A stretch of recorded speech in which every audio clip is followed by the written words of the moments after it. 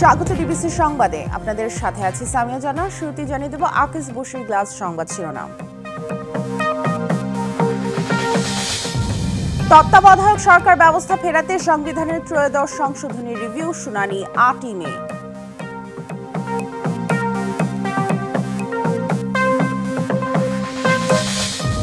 দেশে ভোটার ১২,৩৭,৩২,২৭৪ জন। ভোটার দিবসে সুষ্ঠু নির্বাচনের প্রতিশ্রুতি প্রধান নির্বাচন কমিশনারের।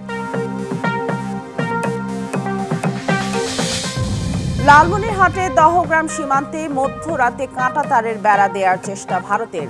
বিজিবির বাধায় বন্ধ নির্মাণ কাজ।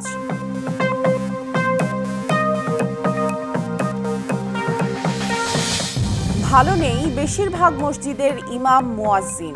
রাজধানীতে ৮ থেকে ১২,০০০ টাকা বেতন বেশিরভাগ ইমামের, মুয়াজ্জিনদের আরও কম।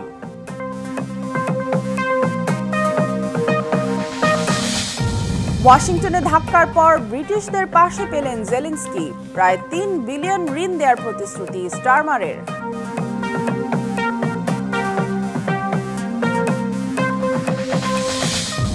চ্যাম্পিয়ন্স ট্রফিতে আজ শেষ হচ্ছে গ্রুপ পর্বের লড়াই। দুবাইয়ে বিকাল ৩টায় নিয়ম রক্ষার ম্যাচে লড়বে ভারত ও নিউজিল্যান্ড।